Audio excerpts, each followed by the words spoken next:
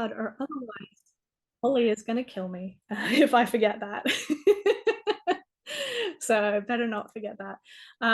But officially, evening, welcome everyone. Like I said, last virtual tasting of the year. My brain is still thinking it's November since I've been gone for almost a month. So I'm like, wait, what? It's so soon, but Christmas is just around the corner. I hope you're all not panicked about last minute present stuff like I currently am. I might need a whiskey or two to help get through the season, and conveniently tonight we have 6 fabulous whiskies to taste. We're delving into the independent bottler and Hong Kong based bar Club Qing. Qing. Qing. Qing. Qing. All right. Yeah. Do my best. I'm shocking with pronunciation sometimes. But as you can see, we're joined by our very special guest, Aaron. Aaron's the owner and actually as well one of the founders of Kythe's Distillery, which we will get into a little bit more alongside a very familiar name to us here, Angus MacRaild. I think the wooden washbacks were just being installed, so it's coming Yep. along. We can talk about that, as well as this fabulous bottling brand that you've got. But before we crack in and I hand it over, just the usual housekeeping. You guys might have seen the virtual tasting housekeeping video that we share in every Zoom link email. Goes over my usual pointer of, if you got 6 glasses, great, we recommend it. If not, no worries. Please don't drink and drive, which is probably the most important one.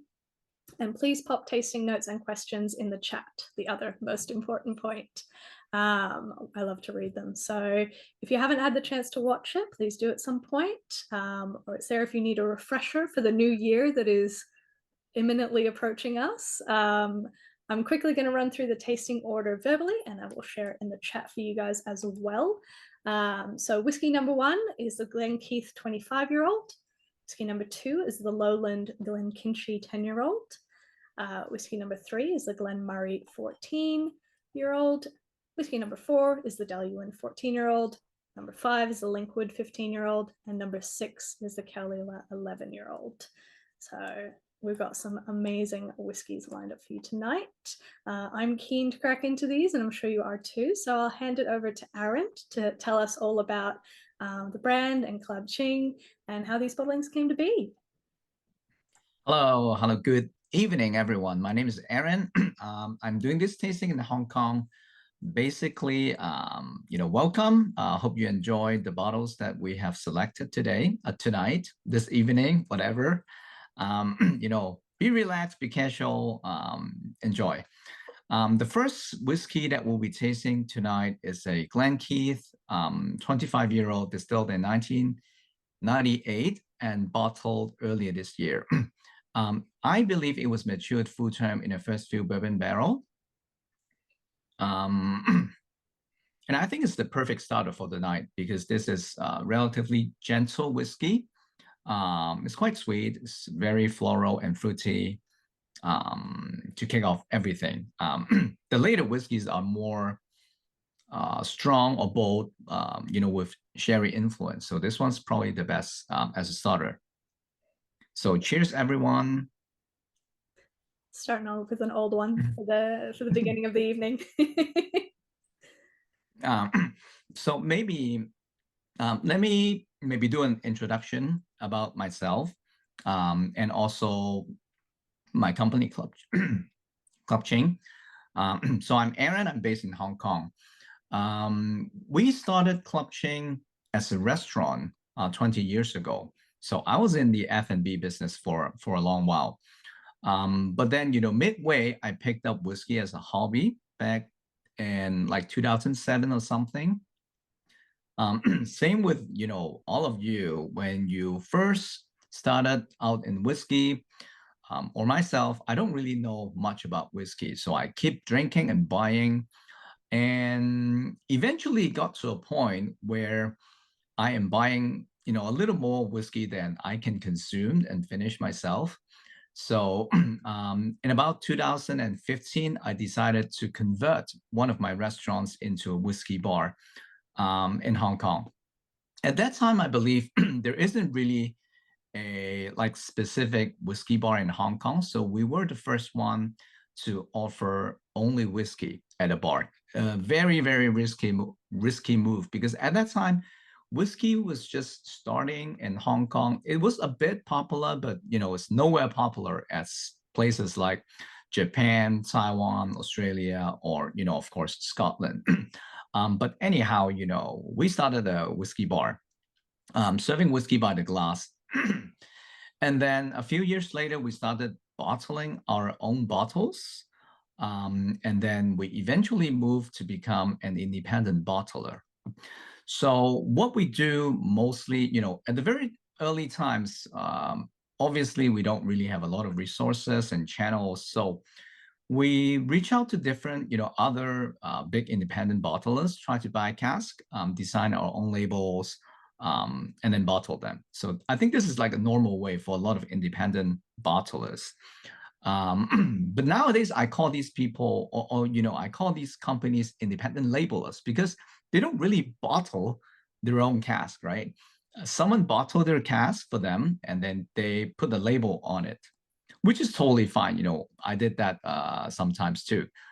It's a very good way to access a large selection of different cask. But eventually, I started buying casks myself, and then we mature whiskeys in our own warehouse in Scotland. That way, we have much more control on how the cask matures. We can decide whether or not we can put the whiskey into different barrels or different vessels to mature. We decide the ABV, blah blah blah. So that's a big jump and a big move, which is quite complicated. But once we figure out how to do that, I think it gives us a lot of flexibility in terms of what to choose and what to bottle. And now we are basically bottling everything from our own warehouse. So all the 6 whiskey that we're trying today, they are from us. The cask belongs to us. And I can tell you, each one of them, because I know exactly how they are maturing. But so first of all, this Glen Keith, I like this a lot because this is one of the very few casks that once we got the cask, I know that it is already very good. So I decided, I put a note on the Excel next to this cask is do not touch. Don't touch it. Don't touch it. There's nothing needs to be done. It's a very good cask. We just need to wait for it to mature slowly. So early this year, I believe it's the right time for this cask to be bottled. So this was bottled and then shipped to, you guys. Yeah. So this one, on the nose, I find it quite gentle. It has a lot of caramel fudge, butterscotch, hot pancake with syrup. Yeah, it's definitely like that that Scottish tablet, that like sweet, buttery, little bit of condensed milk kind of thing. It's so soft, but it still has a weight to it. Even when you sip it, like there's still a weight there. It's not crazy light. Right. It doesn't like disappear instantly into your mouth. It still sticks around for a little bit, but it's so elegant, like crazy good. Even the guys in the chat are loving it. Howard said, if this is the starting whiskey, can't wait for the rest. This is outstanding. Thank you. Yeah, Michael's getting sweet, like vanilla and pineapple, and then nectarines, apricots, and condensed milk. Ian reckons it's pretty close to perfect. I fear I might have started us with like the winner of the night. It's okay to, there's no right or wrong. Okay, let me try to turn on the chat section. Oh yeah, you can. I am not a very tech savvy person with Zoom. Neither am I. Yeah. Oh, okay. I got it. There you go. Yeah. Okay. Tropical flavors. Right. That's a good one. It's got a little. Yes, I think one thing I really like about this whiskey is even though it's quite light on the ABV, I think it's only 46% or something. It has a thick body, so it's exactly like what Emma just said. It's not too light that it just disappeared once it enters your mouth. It stays there. The finish is actually not very short. And I also like the fact that not only it is sweet, but it also has a little bit of acidity on it, some citrus notes, grapefruits, oranges, mandarin, peaches, apricots. So I think this is probably a very good dram also with desserts, but unfortunately we're doing it at the beginning, so it's not even dessert time. Anytime is dessert time if you're dedicated enough. Okay. No, it's incredible. So when I was at on my trip recently, I was at Strathyla, and they were like, "Oh yeah, that's Glen Keith over there." I was like, "Yeah, I know. I bloody drove past it." And went through the tour and everything, and the only bottle I picked up was a Glen Keith. I think it's such a slept-on distillery, especially that 20 to 30-year-old Glen Keith age Right. range is just beautiful and approachable. Like, right. Always approachable. And you were absolutely right with that note of like, do not touch this. Nobody touched this barrel. Do not touch this. Yes. I think Glen Keith is definitely an underrated distillery, possibly because they don't really have a lot of official bottling. I guess nowadays when a distillery has a lot of official bottlings and a lot of independent bottling, then they get talked about a little bit more. But with Glen Keith, I think they have like very, very few official bottlings, like very few. So when you don't have too many different varieties, drinkers, talk less about it, and then it somehow gets under the radar. One thing of being an independent bottler, it's I think the mission, it's also to bring distilleries that are relatively less well known to the front row seats, so that people can see how these under the radar distillery can also produce excellent distillate. So this is what we are also trying to do, now and also in the future. Yeah, 100%. I think it's absolutely fantastic. And yeah, Evelyn loves the buttery texture as well. Buttery is. Thank you very much. Yes. I saw the comment about label designs. I'll talk about it maybe during our next tram. Yeah. Do we want to move on to the Glenkinchie now? And I have to say, how on earth did you get your hands on a Glenkinchie? I don't think I've ever seen one in an independent bottling that's not like yes. I don't even think I've seen a super Lowland Glenkinchie. Yes, a lot of people ask me this question because for Glenkinchie, I believe it has almost none independently bottled Glenkinchie, at least not the ones that are, with opened names. So I was quite lucky to have come across this cask. Even though the contract stated like explicitly that we cannot state that the distillery is Glenkinchie, but the fact that this name is in the contract means that it is definitely coming from Glenkinchie. I believe Glenkinchie very, very rarely releases casks to certain brokers, maybe. And some casks eventually just make the way to my warehouse somehow. So let me, okay, give me one sec. Let me just pour this to my glass. This is a whiskey that I have a lot to talk about, like really a lot. So first of all, I don't know what your impression is with Glenkinchie, but if you ask me, I don't really have an impression for Glenkinchie because, again, Glenkinchie has only released very simple, basic official bottling over the years. They don't really have a lot of IBs. They don't have cast finishes. They don't have like nothing. It's just a simple distillery. So my impression with Glenkinchie, it's very vague. It's not very clear. But my overall impression with Lowland distilleries are that they are supposed to produce a relatively more fruity and floral style compared with the Highlands and Speyside. when I got this cask, I tried the samples around 4 years ago. Initially, when I got the cask, when it was like 6 or maybe 7 years old. So I also wrote, I write notes to every cask samples that I've ever tried, and put it on an Excel. So on the Excel, well, the one that I wrote for the Glen Keith was do not touch. This one, it's something has to be done immediately.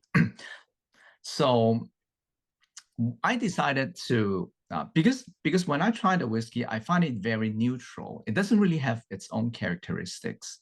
It's just like a whiskey with relatively less distinctive features that people can identify. So in cases like this, I normally will work on the whiskey because I believe, at least for Club Qing, my independent bottle brand, we would like to improve the quality of whiskey. I think this is also another important mission of independent bottlers. It's to not only bottle the cask, but also try to find ways to improve it before you bottle it, because otherwise you will just be releasing the same thing as everyone else. We don't want to be everyone else, so we want to be, Club Qing.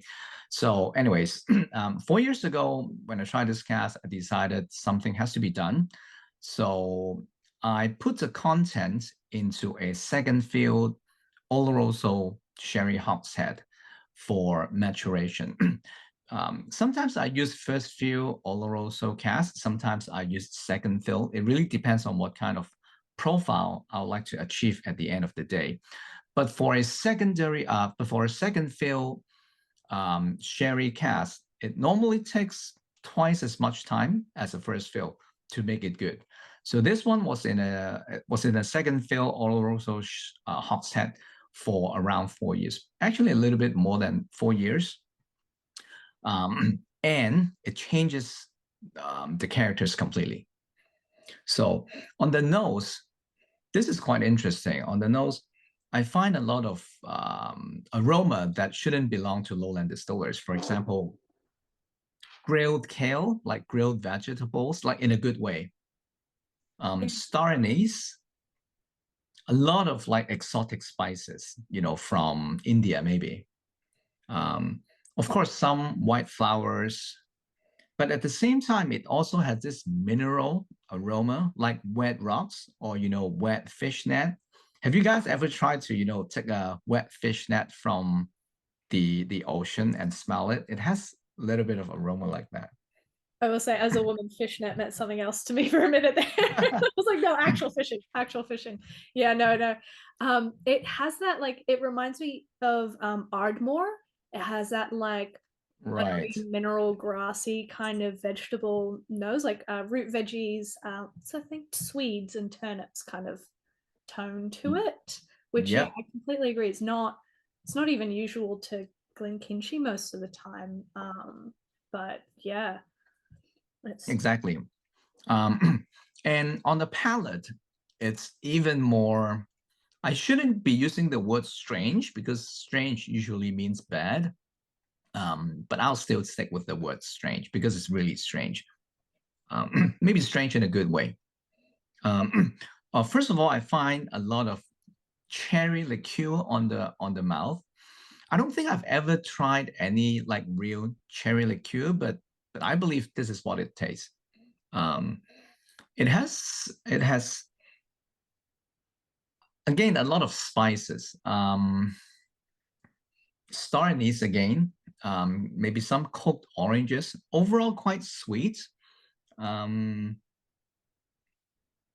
a little herbal on the palate. Yeah, it's definitely got a little bit of that like oolong tea leaf thing. But Michael's saying it has quite a spicy kick. I agree. It's coming off on my palate as like a really tart lemon marmalade. So Right. like that jammy, but it's that like citrus, super high citrus tone where you bite into that toast and you're like, "Ooh, hi, I'm awake." Yes. I think the finish is quite long. Again, on various types of liqueur, herbal liqueurs, cherry liqueur, Some maybe grilled oranges. Is there such a thing? Do people grilled Crazy orange? people do, probably. There's some weirdo chef out there grilling oranges. Probably for steak, actually. That doesn't sound too bad. Michael S has got a question. The initial cask maturation before being recast into the Oloroso sherry, I assume bourbon? Most Glenkinchie comes in bourbon or hogshead? I remember it as a refill hogshead, which means nothing. So I mean, refill hogshead can be anything. It can be a refill bourbon barrel. It can be a refill sherry cask, but most likely it is some cask that was used a couple of times, dismantled, and then reassembled again. So the wood contains everything. Some staves maybe from a ex bourbon barrel, some probably from ex sherry cask, some probably from ex wine cask. I don't know. It's just basically a very neutral cask. Yeah. I don't think the original cask imparts a lot of flavors into the whiskey in the first couple of years. The majority of the aroma and the taste that we're trying today with this whiskey probably came from that second filled Oloroso sherry hogshead, probably. Yeah, I always find, especially with like lowland whiskies, I always Mm. describe them as cardboard whiskey. Mm. Sounds crazy, but it's like cardboard, right? Whatever you put on it, it'll soak it right up. It's a Right. neutral, plain piece of paper kind of whiskey. Auchentoshan is Yes. cardboard for me. Auchentoshan is very plain. Mm. It'll be interesting to see if Rosebank goes the same way. But I've always gotten a little bit more floral characteristics from Glenkinchie, but it does need more interesting casking. Like the distiller's edition is way better than the regular. Like I agree. I yes. think for a lot of distillers, I mean, maybe I'm jumping a little ahead of myself, but now that I am running a distillery, I now understand the way casks are selected and used in the distillery. As a whiskey drinker, we expect a distillery to treat every cask with care. This cask, oh, it has to be first fill bourbon. That cask has to be a second fill Oloroso, whatever. But the reality is this is almost never the case because distilleries produces hundreds of casks every month or even thousands. It's virtually quite difficult and even impossible to handpick a specific cask every time when they cast in stuff. So what usually happens is the majority of the casks, they buy casks in batches, like big batches, like 1,000 casks, 2,000 casks every time.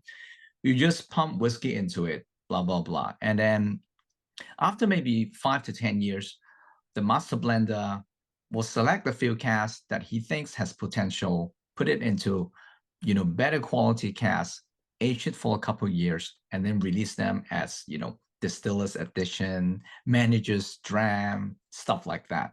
The majority of the casks, they are probably refill hogshead with relatively less characteristics because these usually forms the basis of different blended whiskies. I think that's also the case for Glenkinchie. So there's really no need to have too much characteristics. In fact, I think the distillery doesn't really want the whiskey to have a lot of characteristics because they always need to make the blended whiskies consistent in style. So if Glenkinchie is like this, it always should be like this. Yeah. It's yeah, it's a interesting to see. It would be amazing to see these distilleries, particularly some of these Diageo blending distilleries, Right. get a lot more light shone on them. But I can imagine so much of it goes into Johnny Walker. But love the comments. Evelyn says cacao nibs come to mind with the nose. I can kind of get that, like kind of like greeny, like raw cocoa bean thing. Howard found the nose very unusual, couldn't really place it, but the palate is almost like bitters, super interesting. Michael, quite herbaceous, coats the palate really well. But yeah, Right. like yeah, it's such a now I want to hunt down more Glenkinchie to kind of like broaden what I've Yes. tried. But Yeah, I definitely, it's it's kind of that thing when you find those distilleries that are diehard blend whiskies. It's Right. kind of like a friend who's dating a guy, and you're like, no, like you can do so much better. Like, you know, Glenkinchie could do so much better if it was more readily available to the IB market. I think it would get so much more love, but you know, you never know. So Totally, totally. I think people have been saying this, 40 years ago with Brora and Port Allen, when they were put into Johnny Walker as well. yeah, 100%. Well, Right. let's segue on to one whiskey that is predominantly single malt, and I think it has been from day one, was what they were telling me. So we'll move on to whiskey number 3, the Glen Moray. Okay. It's I was just there and they were setting up for Christmas, so all the like the wreaths and the decorations and the lights are going up, and it had snowed, so it was just like winter wonderland vibes. But yeah, such a great distillery, and one conversely that we see a lot in independent bottlings. Yes. I have to say, I really like Glen Moray, especially recently, after I have been, heavily involved in independent bottling. So maybe it's time for me to talk a little bit about our label designs, because this bottle has a very interesting label design. So normally when we design our labels, well, first of all, we like to use photos and graphics to represent our whiskeys, because, with an all text label, it's just a tad boring, isn't it? So as an independent bottler, not only did we need to take care of the quality of the whiskey, we also need to take care of the image of the brand, and also the impression that we gave to people when they first come across our bottles. So the Glen Moray that we are trying today is the third one from the left. As you can see, we always like to use colorful and interesting images for our whiskeys. So this bottle, it's actually a Hong Kong Joint Whiskey Bars bottling 2 years ago. So every year I pick one cask, and then we do a joint bottling with all the whiskey bars in Hong Kong. So this is the 7th edition. And for this series, we call it Hong Kong Joint Bars series. We always choose an image or a painting that has some connection with Hong Kong itself. I'm not sure if you can see it clearly, but what's depicted on this painting, it's is a very famous seafood restaurant on a boat. So it's sort of like a boat restaurant in Hong Kong. It has been around for over 50 or 60 years. It's a tourist place. Like every tourist must go to this place. It's very popular. I think even King Charles has been to this place, and a lot of important people and big movie stars. So the reason why this is on the label was because this seafood restaurant was closed during COVID. All restaurants closed during COVID, right? And then eventually, this seafood restaurant on the boat was closed, and then it has to be towed to somewhere to repair. But unfortunately, for reasons still unknown, in the middle of the Pacific Ocean or something, or South China Sea, the entire restaurant sunk to the bottom of the ocean, so it's gone. So this label, it's called Hong Kong Memories, because this is something that represents Hong Kong for so many years, and it was gone. The ship was sunk in 2022. Oh, it's It really became sad. seafood.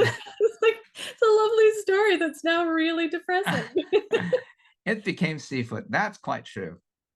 Or at least it becomes a sort of like a coral reef or coral fish or whatever. Yeah, yeah. Well, now the fishes are dining in the restaurant, and then Yes. the, How ironical. How ironic. How ironic. So a lot of the paintings was done by a very good friend of mine. She is a painter, not a full-time. She is an, what is that? Part-time painter. So she paints. I knew this person for a very long time. I always liked her painting.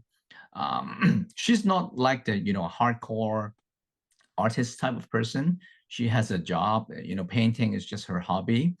But then, a few years ago, I realized she, her paintings are very nice. So every year we commission her to do paintings for our bottles, for our labels. So a lot of the bottles that we tried today, the painting actually came from her, including the Glen Keith that we just tried, this one, and then also the Linkwood that we'll be trying later this evening. So should I talk a little bit about the tasting notes for this Glen Moray?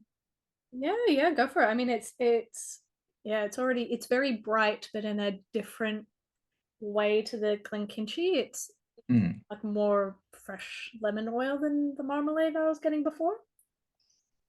Yes. I really like this vintage of Glen Moray. I've tried a lot of 2007 Glen Moray. I think all of them are brilliant. If you come across a 2007 Glen Moray, if the price is reasonable, don't have to hesitate, should grab a bottle, because Glen Moray 2007 is almost always good, in my humble opinion. This one, originally it was matured in a bourbon barrel. And I decided to put it into a sherry cask. I think it was matured in a first field Oloroso sherry hogshead. It's a combination of two casks. So obviously we have more than one Glen Moray. So I have decided to put some of them into Oloroso hogshead, and the remaining is kept in bourbon barrel as usual. So from time to time, I take samples, and then eventually I decided that a blend between two sherry casks produces the best results. So this is why this cask has two cask numbers, because it's a vetting of two casks. On the nose, first of all, I find a little bit of wood influence, and then a lot of roasted nuts. It's quite nutty on the nose. Some toast, dark chocolate, a little bit of white flour, and a little bit of yeast towards the end of the nose. It's almost got a bit, I don't know if you would get them at all. It's almost got a bit teddy bear biscuits, like that sweet biscuity, but it's not actually really that sweet. I used to dunk it in white chocolate, which I highly recommend, by the way. Teddy bear biscuits in white chocolate is way better than dark chocolate. Just FYI. Anyway. I don't think we have that in Hong Kong. I don't think we have that in Hong Kong. You have to come to Australia, and I'll make you the delicacy that is. I certainly will. Drizzled in white chocolate, but Raph agrees as well. That the 2007 Glen Morays are super good. Yeah, I think that like that that period when it starts to hit 14, 15, 16 years old is something magic. And then you wait a little bit again, and then it hits 30, 31, 32, and it's magic again. I think it's such an interesting whiskey and interesting distillery. Yes. I think for 2007, if we have to wait until it hits 31, how many more years do we have to wait? Like 15? Yeah, well, it might be like a tight schedule. Yeah. But I totally agree. I think Glen Moray, I think not only Glen Moray, but a lot of, most distilleries which produces distillates with their own characters, I think they evolve after certain years. I think the first big jump is around 12 to 13 years into 15. It has a big jump. And then the next jump is probably 21, 22. And then the next time maybe it's 30, 31. I don't have a lot of experience with those high age whiskeys, given that we haven't started that many years ago. But definitely you can see that we bottle a lot of 14 to 15 years old, because I think that changed at that point. it's quite interesting, and it actually improves the whiskey a lot at that timing. And then we also bottled, not a lot, but relatively more whiskeys around the 23 to 25-year mark, because as Emma says, that's the point where the whiskey becomes more mellow, more rounded, more complex. The rough edges being polished. So what's left, it's only the great stuff. So that's also a very good, age to bottle a whiskey. Yeah, 100%. The caveat being young whiskey is still great. I had a 29-year-old whiskey from a very famous distillery, and it tasted revolting. I was like, I've rarely had a whiskey that tastes this bad from a very fancy luxury brand distillery. So let's not mention the name tonight. No. But yeah, no, just beautiful, and like just very approachable, very easy. It's the kind of whiskey that like tastes like a highball, like very fresh and bright. Yes. Michael S is getting some honey on toast notes on the nose and palate with a medium to long finish. Michael, I agree. T has a great question. Is there a particular flavor profile that you find that Hong Kong or the Club Qing patrons tend to prefer when they're drinking whiskey? Okay, that's a very good question. I think we can approach this question in a couple of different angles. Well, first of all, I think Hong Kong whiskey drinkers generally are quite open-minded with different types of profiles. Obviously, there's this, diehard group of dark sherry lovers. You have them everywhere, right? We also have, a strong community of people that enjoys peated and smoky whiskeys. No problem with that. I love that as well. But apart from that, I don't really think there is a particular type of whiskey that is appealing to the majority of people from Hong Kong. I think, given the past 10 years with a lot of whiskey bars in Hong Kong and a lot of retailers in Hong Kong, drinkers have access to a lot of different style of whiskey. So there isn't a specific type of whiskey that it's, dominating the market, from this perspective. But, if you ask me myself, what I choose to offer to the Hong Kong market, it's basically based on my own preference, fortunately or unfortunately. I think being an independent bottler, you have to have your own preference or bias, if you want. Probably not a good word, but your own favorites. I only bottle whiskeys that I like myself, so at least I can proudly say that everything that we have ever bottled, I can drink them like over and over and over and over again. So this is the only criteria when we choose cask to bottle. I just need to like it. If I like the cask, I'll bottle it. I'll never bottle anything that I don't like. Hopefully I answered that question. I think I think it's great. Trust in your palate and just be like, I like this. I'm sure someone else will like it too. And seems like you haven't really gone too wrong. I mean, there've been great whiskeys, and that Glen Keith at the start was phenomenal. Thank you very much. Might move on to whiskey number 4, the Dailuaine, and then I'll get to all the Michaels are asking the question today. All the Michaels in the chat. So tack yourselves into whiskey number 4, the Dailuaine. But Michael K asks, of all the whiskeys you've offered at Club Qing, is there one bottle that stands out as the most memorable or special? This is too hard. You're picking a favorite child. Yeah, it's very, very difficult. I mean, if I asked you the same question, of all the whiskeys that you've ever tried, which one is the most special and memorable to you? You probably have a very hard time finding that answer. But I actually have one. Of course, we bottle a lot of stuff. I think we have bottled at least 60 casks just for Club Qing, excluding those bottles for other private customers. There's one whiskey that I really like and is very special to me, which is an Imperial 25-year-old we bottled for the 20th anniversary of my company. I literally picked the best cask that I have to bottle it. So it was an Imperial distilled in 1998, originally from a refilled bourbon barrel. It was very good. It's already very good. But I want to improve, right? So the keyword today is improve. So I put it into a first fill Oloroso sherry hogshead, which, by the way, is not a seasoned cask. It's not a seasoned sherry cask. It's a Solera cask I sourced directly from Spain that has been in the bodega for over 40 years. I put the Imperial in that sherry cask to, to undergo a secondary maturation for over 3 years.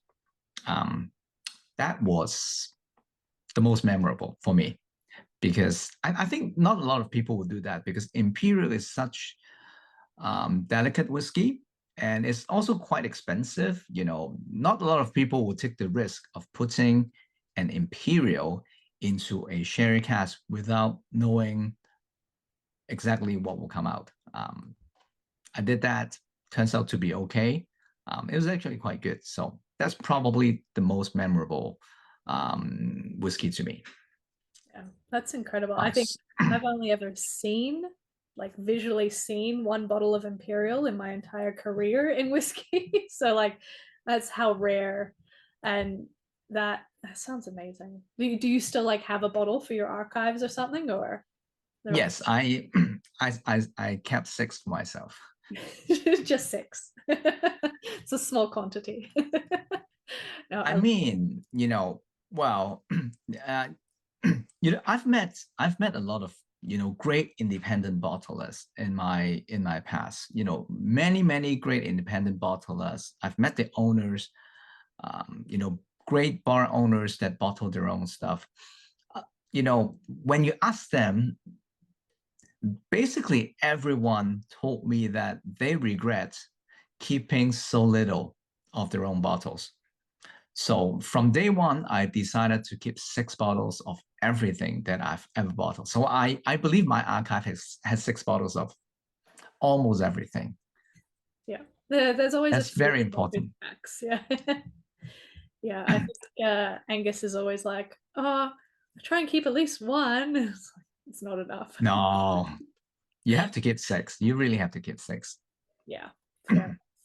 This Dailuaine is incredible. As soon as I nosed it, I was just like that just big, like young port, like sticky sweetness. And then Howard says coffee on the palate, absolutely. It's got that like coffee bean, like kind of fresh roast thing as well. And yeah, Michael, almost like a mocha. This is incredible. The Dailuaine, right? We're talking Yeah. about the Dailuaine, right? Okay. Yes, I quite like this one.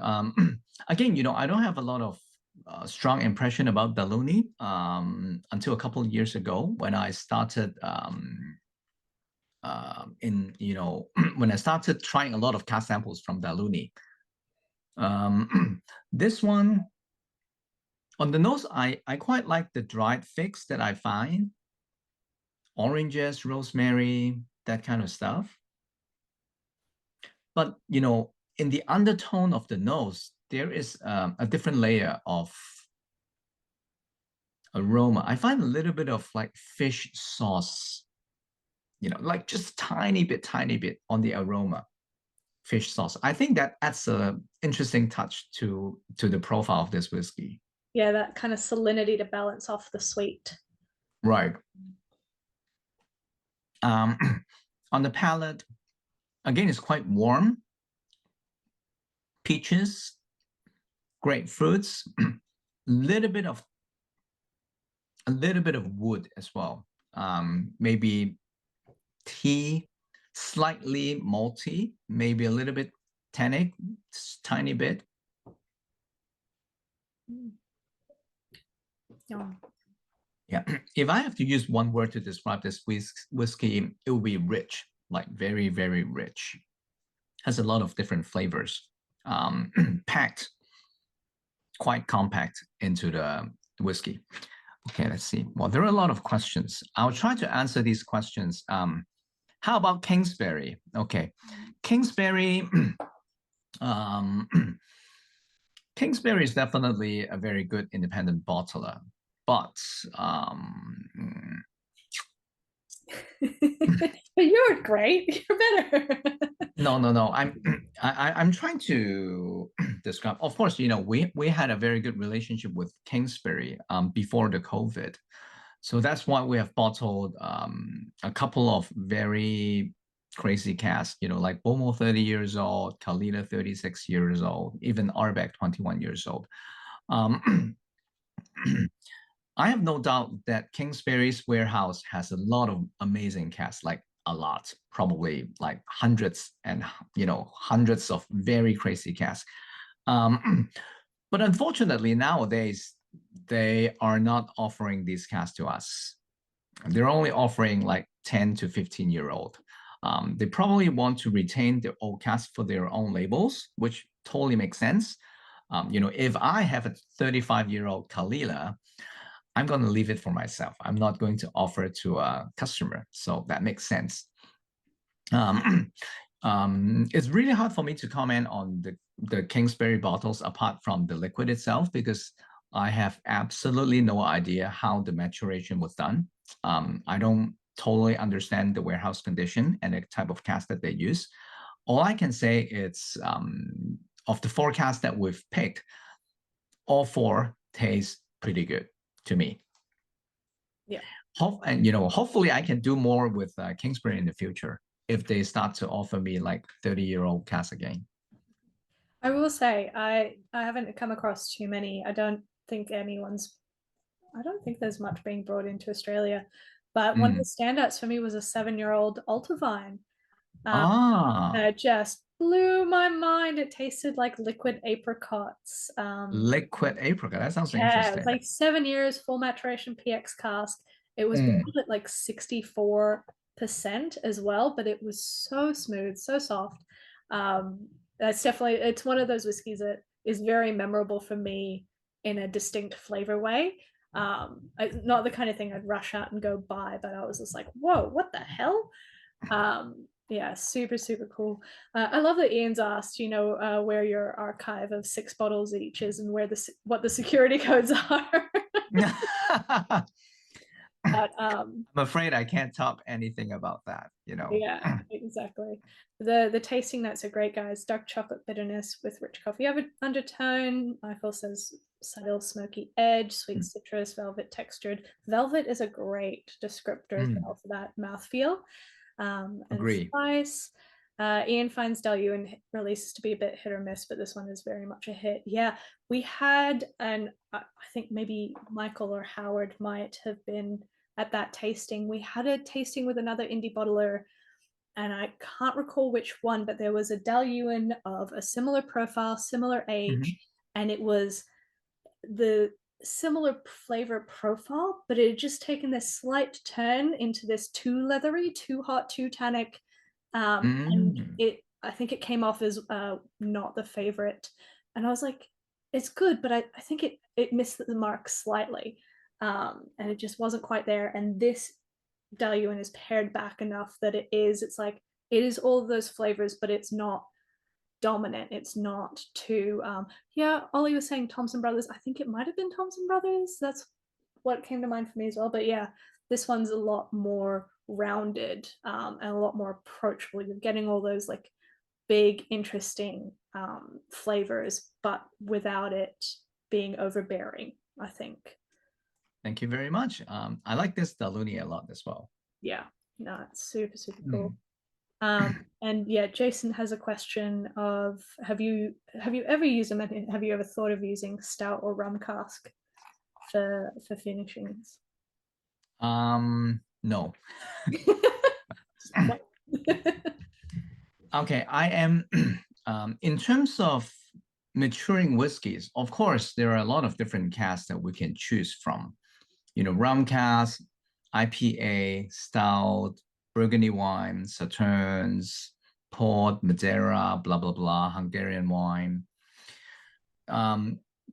the fact that I can use different types of casks doesn't mean I have to use these different types of casks. I am sort of like a very traditional drinker. I enjoy whiskeys that taste traditional normally. So so far, the only casks that we have ever used are, bourbon barrels, first fill or refill, no problem. Um, I can't do a stout cask, I'm so sorry. um, we have used various types of sherry casks. My favorite is actually a Fino sherry cask, but Fino sherry cask is very, very difficult to handle, and they are very difficult to come by. So over the years, I think I've only been able to acquire like 6 empty Fino sherry hogshead. They are all maturing good whiskeys inside. Spoiler alert, my next release will include a Fino sherry. Yeah. I use Oloroso most of the time because I like the coffee and nuttiness and the dried fruits. And if you age it long enough, it will start to turn into a bit of like rosewood, camphor, licorice, that kind of profile. I also use PX casts from time to time, but personally, I don't really enjoy like raisins, that kind of flavor. So I tend to use a little bit less of PX than Oloroso, and that's it. So unfortunately, no stout cast for me. I drink stout myself. I totally love it, but putting whiskey in a stout cask is probably wrong. It's just not right. Fair enough. Well, I know Ian's a particular fan of the stout cask. He loves them. I'm kind of with you. I think it can go either way. Like I just bought a feta can in an IPA cask, which was fantastic. But that was like, for me, I don't tend to go for the beer casks often. I'm very traditional in the whiskey that I drink, and I think that's probably a good lead on to. We'll delve into the next whiskey number 5, Right. the Linkwood, and you can tell us a bit more about your very traditional distillery that you opening with Angus and Johnny. Okay. Tell us a little bit more about Kythe, because I think Angus has been keeping secrets from us. Really? he tells Okay. he tells us little bits and bobs, but I don't think he's really delved deep into Really? Okay. I'm gonna tell you guys everything I know. everything, all the secrets. Almost. Okay, but there's one thing I also want to mention about, since we have this discussion about using various types of cask. Do you guys know this whiskey bar called the Old Alliance in Singapore? I think most people does, right? And the owner, Emmanuel Drawn, he is my personal mentor. He taught me most of my whiskey knowledge. The reason why I bring this up is because, I remember like 10 years ago, I asked him about whiskeys aged in wine cask. And he told me he would never do that. And I asked him why. And he asked me back, he answered my question by asking me a question. He asked me, Aaron, have you ever tried to put a glass of wine overnight and then drink it the next day? I never, but I can imagine it's probably turned into vinegar, right? Because it has been oxidized so much that it becomes like so sour.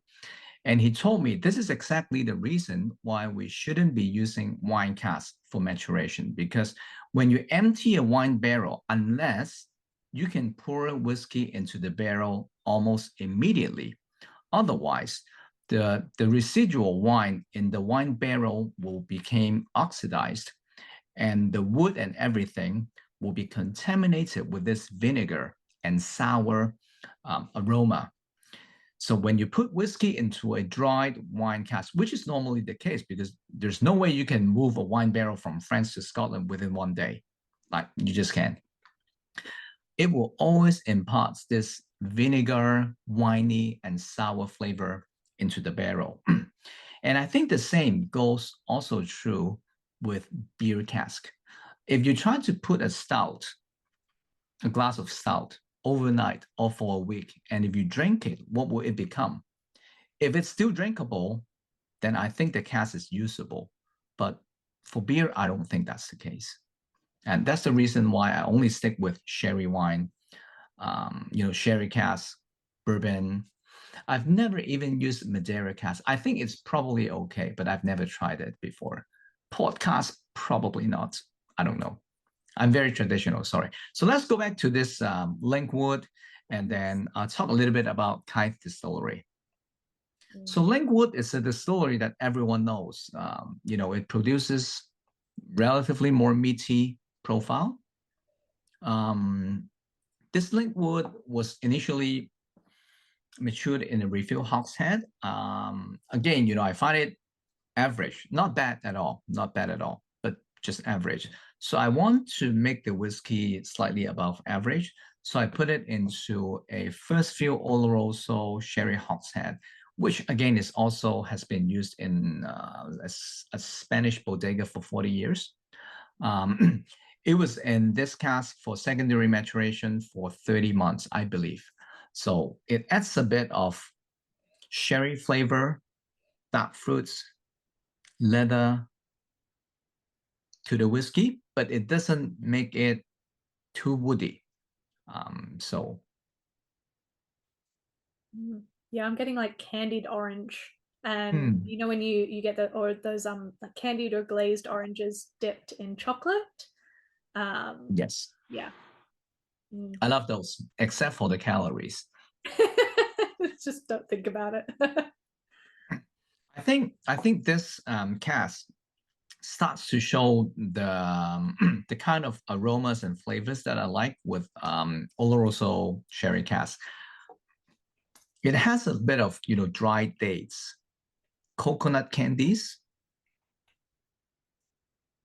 and a little bit of rosewood and camphor.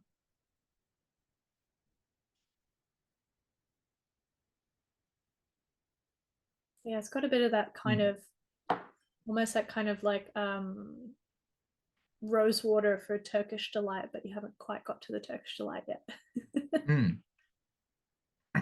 And on the palate, I find it also quite rich and thick, even intense.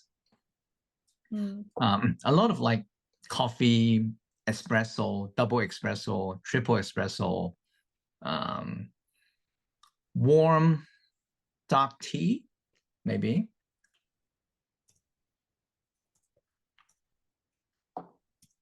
And the finish is also quite long. Rather dry, which is typical of Oloroso sherry cask. And on a lot of licorice. And a bit of herbs as well. Yeah, licorice is definitely yeah, probably more westernized licorice than some of the stuff they get in Europe, which is apparently inedible. But yeah, it's that soft licorice paired with kind of other sweets in a bowl. Okay, so before I dive into Kythe Distillery, I like this question. What's your label inspiration for this? You mean label design? I assume Oliver. Ollie's so coming to the chat late. So yeah, it's okay. Hello, Oliver. For label designs, we like to release mini series. So every year we'll release 1 or 2 different series, which is linked to a central theme. Artwork. So the Linkwood that you're drinking, the Linkwood that you're drinking belongs to a series called Happy Loner. So this is actually a series that is, painted by my painter friend. She's a cat lover, crazy cat lover, and her painting almost always features cats, cat or cats of different types, but mainly her own cats. Yes. So the Linkwood is the one on the very right. So this is her own cat. Happy Loner is a series that she developed. When we asked her to develop paintings for our series, I gave her 100% freedom, like total freedom as to her creation. I think this is the only way that you can ensure an artist really works hard to come up with something that is very creative. So this Happy Loner series is about solitude, enjoying yourself even if you're alone. So there are actually 4 bottles in this series. So the Glen Keith, it's going to the beach, enjoying a sun bath alone. I think some people do that. I never do that. And then the Linkwood is the one with the cats and a merry-go-round.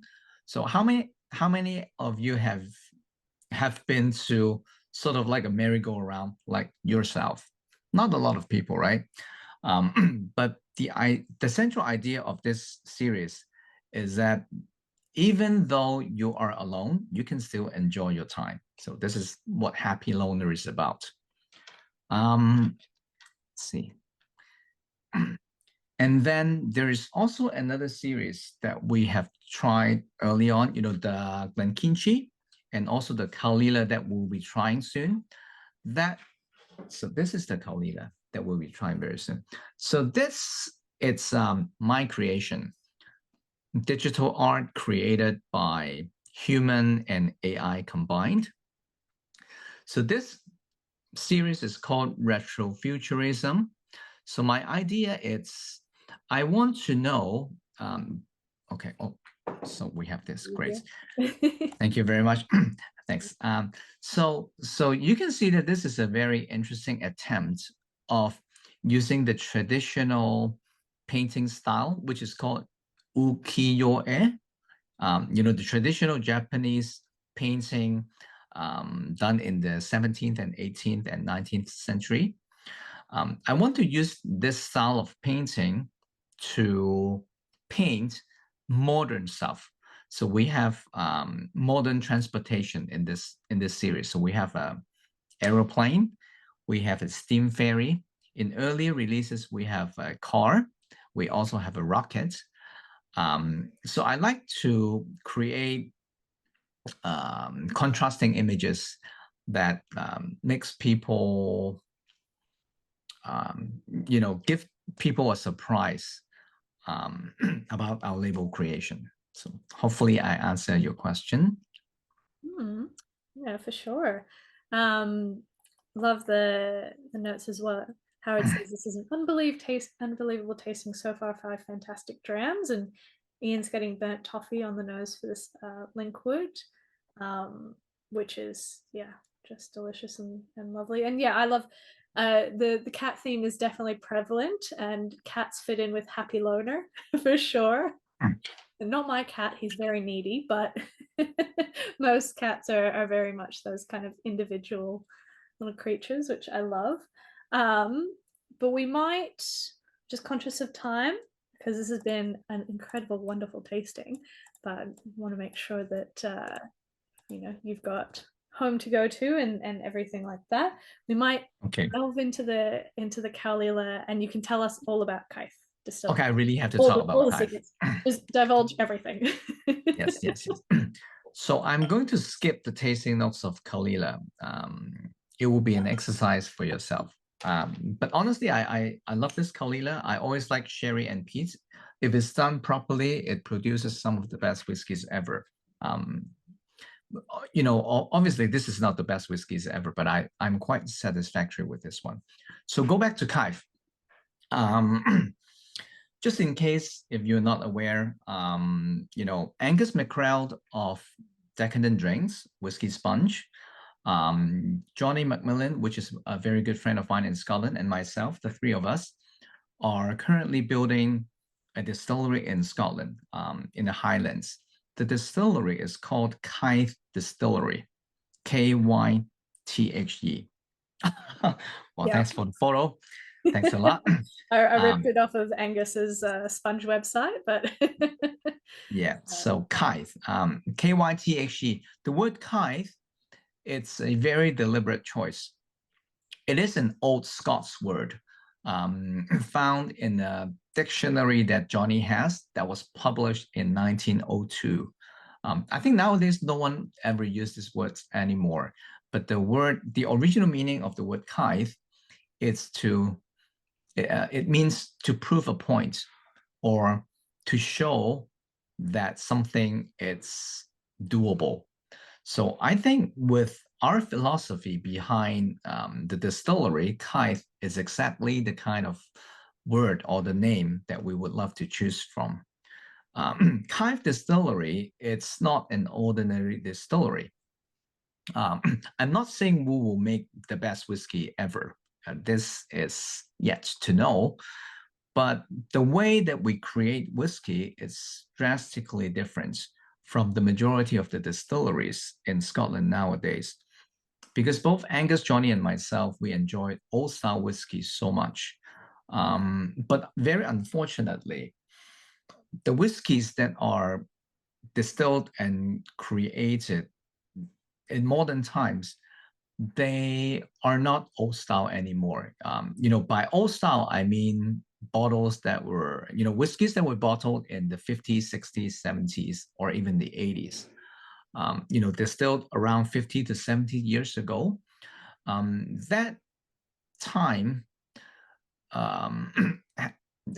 the whiskies produced at that time has a distinctive character that somehow it's not available anymore in recent bottlings. So our idea is quite ambitious. Is what Kythe is trying to do is to recreate this lost style of old style whiskies. So this is why, this is the only reason why the distillery exists, is because we want to produce something that no one produces anymore. The idea behind all this, it's, we will try to follow traditional procedures. Distilleries that were made, distilleries making whiskeys back in 1950s or even the 1800s, they use very different materials and methods compared to today. So what we're trying to do is to recreate that style. So we'll be using old style heritage barley. So it's not those commercial malted barley that you can find. We actually grow our own barley next to the distillery. We are growing Maris Altus. This is a type of barley that has a relatively high content of protein with a little bit less starch than the usual barley. We'll be using a wooden washback. We'll do a very long fermentation, up to 14 days. I don't think anyone is doing such a long fermentation. The reason of doing a very long fermentation is because we believe an extended period of fermentation will kick off a secondary phase for the yeast to create more esters and acids that will produce more exotic fruits. We will be using a direct wood fire wash still. This is by far the only distillery in Scotland to be using a direct wood fire pot stills. In fact, the only other distillery that I'm aware of that is also using a direct wood fire wash still is Shizuoka in Japan. So, we are the only two distilleries in the world that uses direct wood fire distillation. We believe using direct wood fire will create big varieties in different batches because it's really difficult to control the temperature of the distillation if you use direct wood. And we like this kind of different variations. And for temperatures above 140 degrees, there's this interesting chemical reaction called the Maillard reaction that will start to kick in when we distill the wash. That will produces a lot of different flavors, just like, when you go to barbecue, when something is about to get burnt, it's almost always tastes better than you cooked it with boiling water. So now we'll be using a direct wood fire pot stills. We'll be using traditional warm tub for condensation. We'll be using a dunnage warehouse where whiskey casks are laid down, on the side on wooden racks instead of being put on the pallet, stacked like 10 stories high. So these are all methods of making whiskeys around 100 years ago. So what we want to do is to replicate that process again. Yeah, I think it's so exciting. And I think that in this modern era, when people open a distillery, the tagline I hear from everyone, it's like, we make whiskey in a traditional way, but we're very modern, like a traditional but modern way. And it's just like, yeah, you use a lot of stainless steel, and like the processes technically aren't different, but the equipment and the how everything is processed makes a difference. Raf is asking when the first release will be. I imagine in like 5 to 10 years, probably. The distillery is still being built. Right. You're quite right. We are not in a rush. I understand there is always pressure for cash flow for distilleries. So you often see a new distillery releasing a 3-year and 1-day-old whiskey. Totally okay. I understand that. With Kythe, we believe the minimum time that is required to produce a high quality whiskey is probably 5 years. We want to draw a parallel to the old 5-year-old Clynelish released in the 1960s, the one in white label, very humble 5-year-old, very pale color. I think this is what we believe is the minimum age that we need to create a whiskey that we like. So it's quite likely that we will be releasing a 5-year-old, but probably nothing before that, unless miraculously a cask becomes so good after 3 years. That's possible because we'll be doing a lot of interesting stuff with cask, like really strange stuff that no one does. For example, we'll try to fill cask at very low ABV. Because normally a distillery fills cask at 63.5% or 69% in case they need to save costs for buying barrels. In our experiment, we'll try to fill cask at 55%. Not a lot of cask, just a couple of casks. Based on our understanding and our past experiments, we believe lower ABV actually matures better than higher ABV. So we'll try a little bit of that. We'll try to fill a cask not to the full, but only 1/2. Insane idea. Someone has done that before. At Club Qing, we have tried to re-rack small casks into bigger casks so that we have a lot of head space for the cask. That also proves to help in maturing the whiskey in a very gentle way. That kind of stuff. So, wow, there are so many questions. Okay. Yes. If traditional method is used, will it create inefficiency and increase cost? Of course, totally. It's sad to say that Kythe will not be the cheapest whiskey around, unfortunately. Our estimation of the cost compared to a traditional commercial and super big size distillery, it's our cost of producing a bottle of whiskey is around 5 times more than them.